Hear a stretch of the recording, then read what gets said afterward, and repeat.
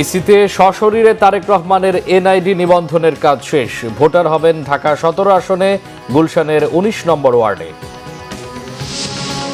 নির্বাচন নিয়ে আর শঙ্কা দেখছেন না মির্জা ফখরুল। শহীদ হাদির কবর জিয়ারত করলেন তারেক রহমান, শ্রদ্ধা কবি নজরুলের মাজারেও।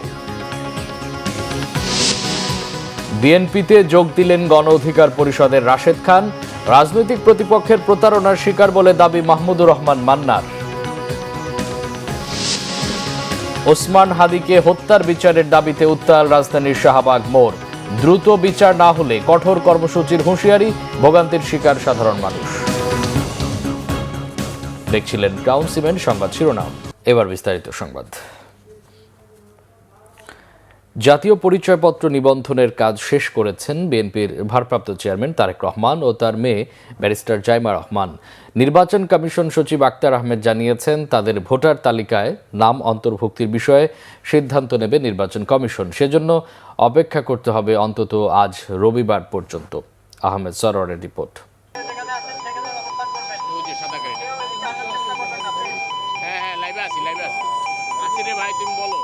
111-এর সময় নির্যাতনের শিকার হয়ে উন্নত চিকিৎসার জন্য লন্ডন চলে যান বিএনপির ভারপ্রাপ্ত চেয়ারম্যান তারেক রহমান। তাই ছবিযুক্ত ভোটার তালিকায় নাম অন্তর্ভুক্ত করা হয়নি তার। দীর্ঘ ১.৫ দশকের নির্বাসন শেষে দেশে ফিরে এনআইডি নিবন্ধনের জন্য শনিবার দুপুরে নির্বাচন কমিশনে যান তারেক রহমান। নির্বাচন প্রশিক্ষণ ভবনে জাতীয় পরিচয় নিবন্ধন অনুবিভাগে আনুষঙ্গিক কাজ সম্পন্ন করেন তারেক রহমান। বিএনপি স্থায়ী কমিটির সদস্য সালাউদ্দিন আহমেদ এ সময় তার সাথে ছিলেন।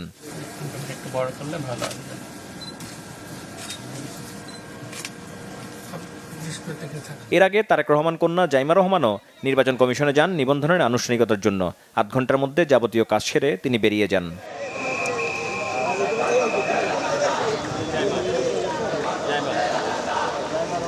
দুজনের নিবন্ধন কাজ শেষে গণমাধ্যম কর্মীদের সাথে কথা বলেন নির্বাচন কমিশন সচিব আক্তার আহমেদ।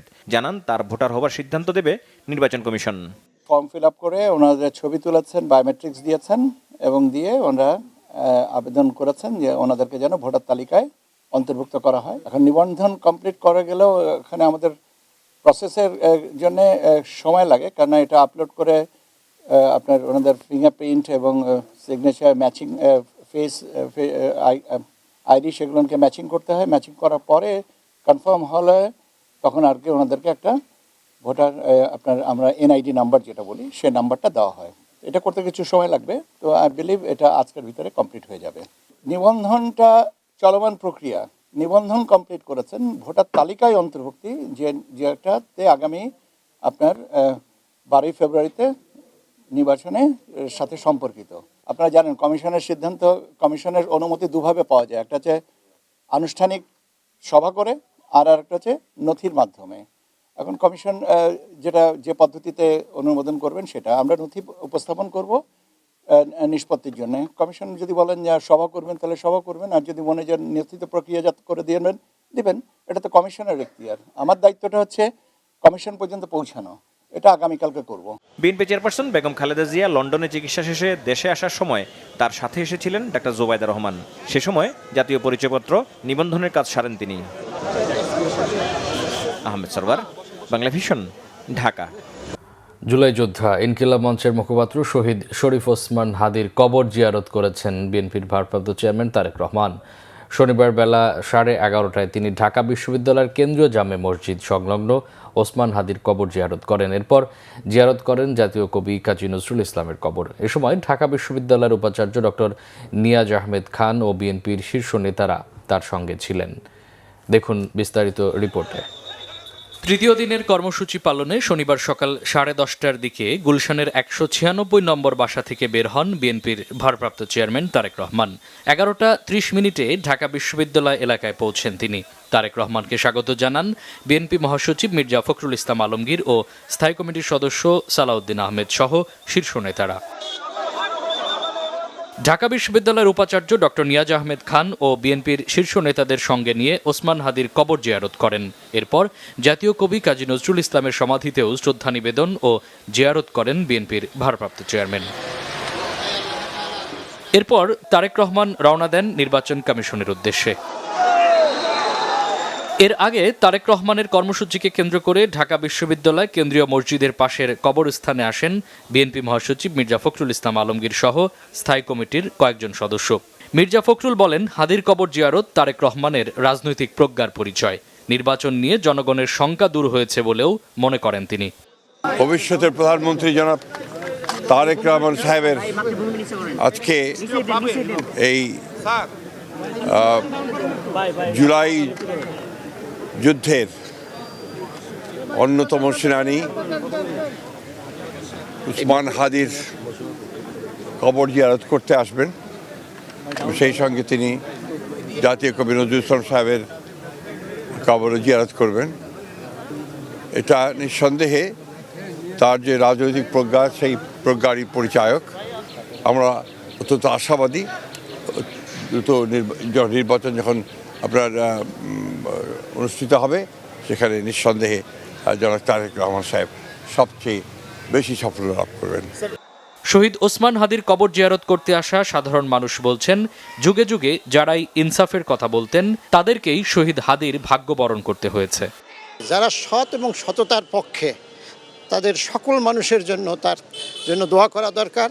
তার এই যে আদর্শ, এই আদর্শকে ধারণ করা দরকার এবং দেশ পরিবর্তনের জন্য তার যে আবেগ, এই আবেগকে আমাদের সকলেরই ধারণ করা দরকার। যদি এরকম কোনো ঘটনার পরে কাউকে যদি শাস্তি দেওয়া হতো যথাযথভাবে, তাহলে কিন্তু নতুন করে আমরা এই ধরনের পরিস্থিতি আমরা দেখতে পেতাম না। আমার ছেলেকে নিয়ে আসছি এখানে, আসলে অন্যায়ের প্রতিবাদ করতে গেলে আমাদের যত সমস্যা, আমরা আমাদের আসলে হাদির যে জন্য প্রতিবাদ করে গেছি, এটা আমাদের প্রত্যেকটা সন্তানকে শিক্ষা দিতে হবে এবং আমাদের সবার অন্তরে ধারণ করতে হবে। ওসমান হাদি আমাদের শহীদ জিয়াও এই দেশকে ভালোবাসতো, দেশের মানুষকে ভালোবাসতো। ওসমান হাদিরও ওস্তাদ ছিলেন এবং উনি ফলো করতেন আমাদের শহীদ রাষ্ট্রপতি জিয়া রহমানকে। ওসমান হাদি যুগে যুগে তৈরি হবে, কিন্তু ওসমান হাদির মতো হবে না। ওসমান হাদিকে হারিয়ে আমরা অনেক মিস করেছি। বাংলাদেশের একটা অপরন্ত শক্তি ছিল। ভারতীয় আধিপত্য বিস্তারের কারণে এই ইসলামের ইতিহাসগুলা এখানে সামনে আনা হয় নাই। তো শরীফ ওসমান হাদি এই ইনসাফের যে লড়াই, ইনসাফের যে কাজ করেছেন, এটি বাংলাদেশের মানুষকে কম সময়ের ভিতরে তিনি বুঝিয়েছেন। জিয়া উদ্যানে গিয়েছিলাম, আমি এখন হাদিবাইয়ের এখানেও এসেছি। আমি হাদিবাইয়ের একজন খুবই ভক্ত। এ সময় শাহবাগ সহ পুরো বিশ্ববিদ্যালয় এলাকায় নেওয়া হয়েছে কড়া নিরাপত্তা ব্যবস্থা। পুলিশ, র্যাবের পাশাপাশি অনেক বিজিবি সদস্য মোতায়েন ছিল সমাধি প্রাঙ্গণ সহ পুরো ক্যাম্পাসে। মামুন আবদুল্লাহ, বাংলা ভিশন, ঢাকা। আরাফাত রহমান কোকোর মৃত্যুর 10 বছর পর বনানীতে তার কবরের পাশে বড় ভাই তারেক রহমান জিয়ারত করেছেন শ্বশুর সাবেক নৌবাহিনী প্রধান রিয়ার অ্যাডমিরাল মাহবুব আলী খানের কবরও শ্রদ্ধা জানান পিলখানা হত্যাকাণ্ডের শিকার সেনা সদস্যদের প্রতিও। নাবিল জাহাঙ্গীরের রিপোর্ট, ক্যামেরায় জহুরুল হক জনি। স্বদেশ প্রত্যাবর্তনের তৃতীয় দিনেও ব্যস্ত সময় পার করেন বিএনপির ভারপ্রাপ্ত চেয়ারম্যান তারেক রহমান।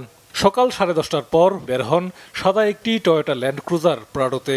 দিনের প্রথম গন্তব্য শহীদ ওসমান হাদির সমাধি। দলের পক্ষ থেকে এদিন রাস্তার দুপারে দাঁড়াতে নিরুৎসাহিত করা হলেও তারেক রহমানকে এক নজর দেখতে ছুটে আসেন অনেকে।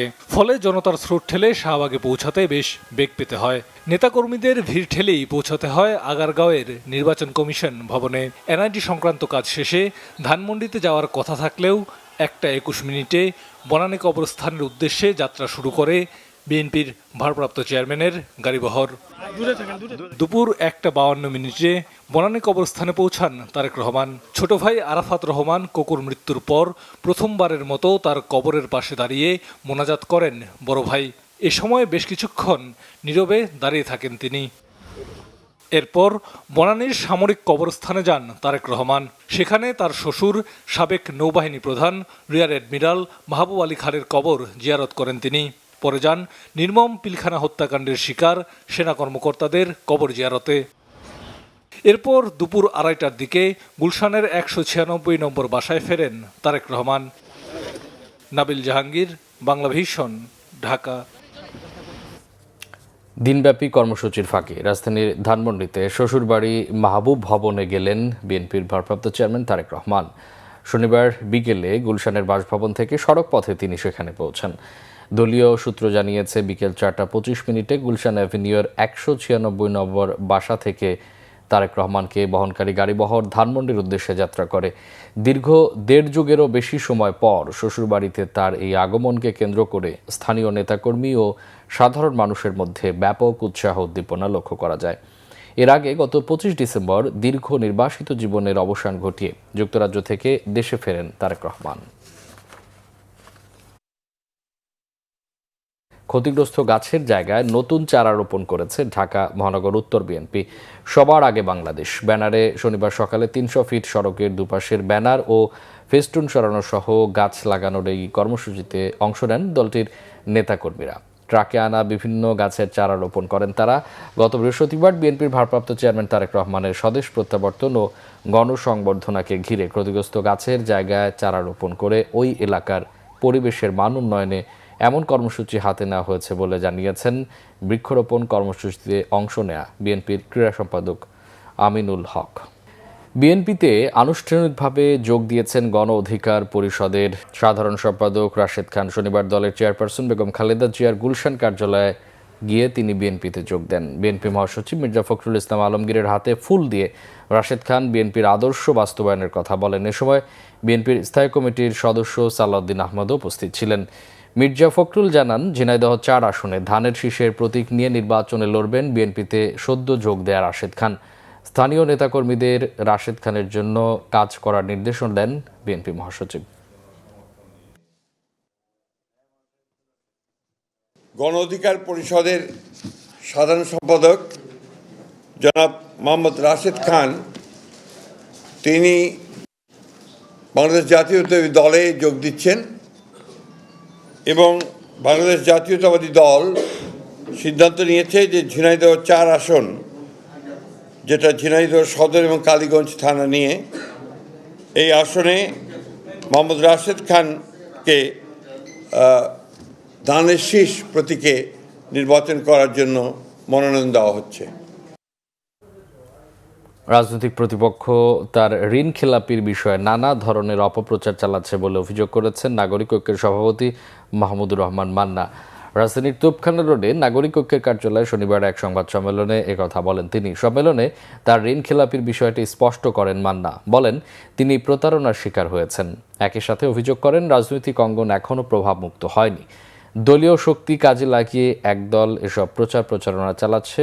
তবে তিনি নির্বাচনে অংশগ্রহণ করতে পারবেন কিনা তা আজ রবিবার আদালতের রায়ের উপর নির্ভর করছে। বগুড়ার একটি আসন থেকে মাহমুদুর রহমান মান্না নির্বাচনে প্রার্থী হচ্ছেন।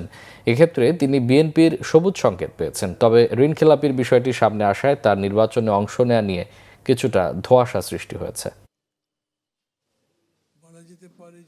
কোর্টে যান, বুঝবেন কোর্টে কাদের প্রভাব আছে। আমি আপনাদের বলেছি, আমার এই ক্ষেত্রে প্রতিদ্বন্দ্বী হচ্ছে স্থানীয় থানা বিএনপির প্রেসিডেন্ট, যিনি প্রার্থী নিজেকে ঘোষণা করেছেন। বিভিন্ন রকম ক্যাম্পেইন করেছে, সেগুলো আপনাদের না জানার কথা না।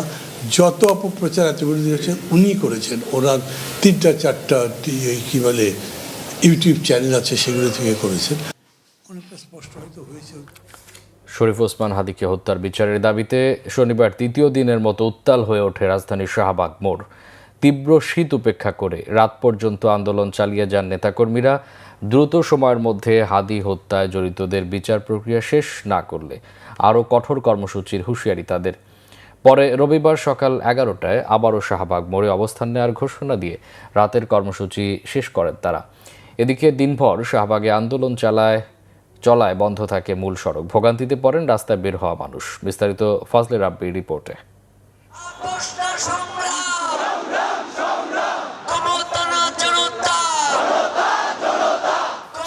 স্লোগানে উত্তাল রাজধানীর শাহবাগ।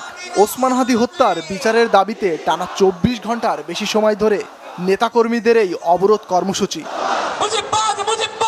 তীব্র শীত উপেক্ষা করে গতকাল থেকে শাহবাগ ও এর আশপাশের এলাকায় অবরোধ কর্মসূচিতে অংশ নেন ইনকিলাব মঞ্চের নেতাকর্মীরা। ওসমান হাদিকে হত্যার মূল অভিযুক্ত ফয়সাল করিম মাসুদকে গ্রেপ্তার করে ন্যায় বিচার না পাওয়া পর্যন্ত রাজপথে থাকার ঘোষণা দিয়েছে ইনকিলাব মঞ্চ। সরকার এটা ইচ্ছা করে করছে না, এটা যদি এই মুহূর্তে বলি তাহলে কি খুব বেশি ভুল বলা হবে? একেবারে দিনে দুপুরে একজন মানুষকে গুলি করে সন্ত্রাসী এখান থেকে বের হয়ে যায় এবং সেরকম একটা মানুষকে, এরকম একটা দুর্ধর্ষ খুনিকে বাংলাদেশ ধরতে পারে না, এর চেয়ে বড় ব্যর্থতা তো আসলে আর কোনো কিছু হতে পারে না। যেই সীমান্তের কথা বলা হচ্ছে যে ময়মনসিংহ সীমান্ত থেকে চলে গেছে, তো ময়মনসিংহে তো আপনার বিজিবি ছিল, অনেক ইন্টেলিজেন্স ছিল, তারা এটা আসলে ইচ্ছাকৃতভাবে ডিলে করছে। তারা আসলে হয়তো বা এই জুলাই পরবর্তী এই যে আপনার ইয়াং জেনারেশনদের এখনও বুঝতে পারতেছে না যে তারা কি চাইতেছে। যদি না বুঝতে পারে তাহলে আসলে এর থেকে বড় ব্যর্থতা গভর্নমেন্টের আর কিছুই নাই। আমরা চাইতেছি যত দ্রুত সম্ভব ওকে গ্রেফতার করা হোক, ওকে জনসম্মুখে দরকার হয় ফাঁসি দেওয়া হোক, যাতে এরকম কাজ আর কেউ করার মতো দুঃসাহস না দেখাতে পারে। ওসমান হাদির হত্যাকারীকে গ্রেপ্তার করা না হলে আরো কঠোর কর্মসূচির ঘোষণা দিয়েছে সংগঠনটির নেতারা। আমরা আপনাদেরকে জানাতে চাই, শহীদ ওসমান হাদির হত্যার বিচার না হওয়া পর্যন্ত এই রাজপথ ছেড়ে আমরা কোথাও যাব না। আমাদেরকে যদি 1 মাসও থাকতে হয় এই রাজপথে আমরা থাকবো, আমরা নড়ছি না। এদিকে হাদি হত্যার বিচারের দাবিতে দিনভর যান চলাচল বন্ধ থাকে শাহবাগ ও এর আশপাশের এলাকায়। এতে তীব্র ভোগান্তিতে পড়েন রাস্তায় বের হওয়া মানুষ। গেল 12ই ডিসেম্বর দুপুর 2:30টার কিছু পর দুর্বৃত্তদের গুলিতে গুরুতর আহত হয় ইনকিলাব মঞ্চের মুখপাত্র শরীফ ওসমান হাদি। পরে উন্নত চিকিৎসার জন্য সিঙ্গাপুরে নেওয়া হলে গত 18ই ডিসেম্বর রাত 9:30টার দিকে চিকিৎসাধীন অবস্থায় মারা যান তিনি। ফজলে রাব্বি, বাংলা ভিশন, ঢাকা। প্রথম আলো, ডেইলি স্টার ও ছায়ানট ভবনে হামলা, ভাঙচুর ও আগুনের ঘটনায় সরকারের কোনো অংশের জড়িত থাকার অভিযোগ সাংবাদিকদের। এই হামলাকে গণমাধ্যমের উপর আক্রমণ ও কালো দিন হিসাবে দেখছেন সংশ্লিষ্টরা। তথ্য উপদেষ্টা সৈয়দা রিজওয়ানা হাসান বলছেন, আগুনে যারা লাগায় তারা অভিন্ন প্রতিপক্ষ। সম্প্রচার কমিশন অধ্যাদেশ 1.5 মাসের মধ্যে পাশের আশ্বাস দিয়েছেন তিনি। আসমা আক্তার নুপুরের রিপোর্ট। রাজধানীর সেগুনবাগিচায় আন্তর্জাতিক মাতৃভাষা ইনস্টিটিউটে ভয়হীন, স্বাধীন, নীতিনির্ভর প্রতিপাদ্যে 6ষ্ঠ সম্প্রচার সম্মেলন করেছে সম্প্রচার সাংবাদিকদের প্রধান সংগঠন ব্রডকাস্ট জার্নালিস্ট সেন্টার বিজেসি। সম্মেলনে সাংবাদিক নেতারা বলেন, প্রথম আলো, ডেইলি স্টারে পূর্ব ঘোষণা দিয়ে হামলা হয়েছে, সরকার তখন পদক্ষেপ নেয়নি। তারা তো আগেই ঘোষণা দিয়েছিল এগুলোকে ধ্বংস করা হবে। এই কারণে আমরা বলেছি সরকারের কোনো না কোনো অংশ এই ঘটনাটা ঘটতে দিয়েছে। তাদেরকে তো এখনো গ্রেফতার করা হয়নি। তারা পাবলিক প্লেসে বলেছেন, সোশ্যাল মিডিয়াতে বলেছেন যেগুলো ধ্বংস করতে হবে, তারপরে ধ্বংস হয়েছে। তাহলে ওই অর্গানাইজড একটা শক্তি ওখানে গিয়ে কাজ করেছে। ইতিমধ্যে গ্রেফতার যাদের করা হয়েছে তাদের মধ্যে পরিষ্কারভাবে রাজনৈতিক পরিচয় খুঁজে পাওয়া গিয়েছে। আমরা মার্চ মাসের 22 তারিখে আমাদের কমিশনের প্রতিবেদন সরকারের কাছে দিয়েছিলাম। সরকারের কাছে মানে প্রধান উপদেষ্টার কাছে দিয়েছিলাম। প্রধান উপদেষ্টা তখন আমাদেরকে বলেছিলেন যে এর মধ্যে থেকে আশু বাস্তবায়নযোগ্য যে হলো সেটার একটা আলাদা তালিকা করে দেন, তাহলে আমরা সেটা অচিরেই বাস্তবায়নের পদক্ষেপ নেব। মাত্র 24 ঘন্টার মধ্যেই সেই তালিকা করে তার কাছে দিয়ে এসেছিলাম। তিনি সেটা বাস্তবায়নের জন্য কয়েকবার নির্দেশ দিয়েছেন বলে শুনেছি, কিন্তু কিছুই হয়নি। গণমাধ্যমের ওপর হামলা কিছু মহল তাদের কুক্ষিগত স্বার্থের জন্য করে, এমন মন্তব্য করেছেন তথ্য উপদেষ্টা সৈয়দা রিজওয়ানা হাসান।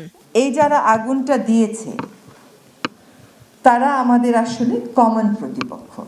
আপনার যদি কারো মতামত পছন্দ না হয়, আপনি ভিন্ন মতের একটা পত্রিকা খোলেন, আপনার পত্রিকাকে আপনি জনপ্রিয় করে তোলেন। আপনি সেটা না করে যে পত্রিকাতে একটা আগুন লাগিয়ে দিবেন আর মনে করবেন আপনার সমস্যার সমাধান হয়ে গেল, এটা তো হতে পারে না। সম্মেলনে সাংবাদিকতার নীতি উন্নয়ন, সাংবাদিকদের কল্যাণ ও নিরাপত্তার বিষয় নিয়ে আলোচনা করেন গণমাধ্যম কর্মীরা। বাংলাদেশের কথা বলতে চাই। আসমা আক্তার নুপুর, বাংলা ভিশন, ঢাকা।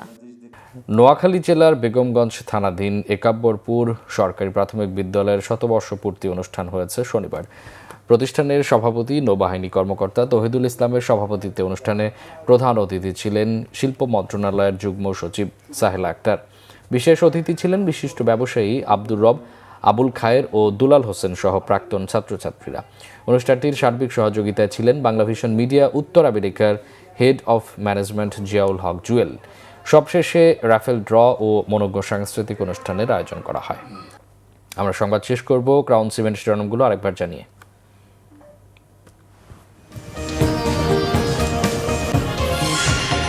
ইসিতে সশরীরে তারেক রহমানের এনআইডি নিবন্ধনের কাজ শেষ। ভোটার হবেন ঢাকা 17 আসনে গুলশানের 19 নম্বর ওয়ার্ডে। নির্বাচন নিয়ে আর শঙ্কা দেখছেন না মির্জা ফখরুল। শহীদ হাদির কবর জিয়ারত করলেন তারেক রহমান, শ্রদ্ধা কবি নজরুলের মাজারেও। বিএনপিতে যোগ দিলেন গণ অধিকার পরিষদের রাশেদ খান। রাজনৈতিক প্রতিপক্ষের প্রতারণার শিকার বলে দাবি মাহমুদুর রহমান মান্নার। ওসমান হাদিকে হত্যার বিচারের দাবিতে উত্তাল রাজধানীর শাহবাগ মোড়। দ্রুত বিচার না হলে কঠোর কর্মসূচির হুঁশিয়ারি, ভোগান্তির শিকার সাধারণ মানুষ।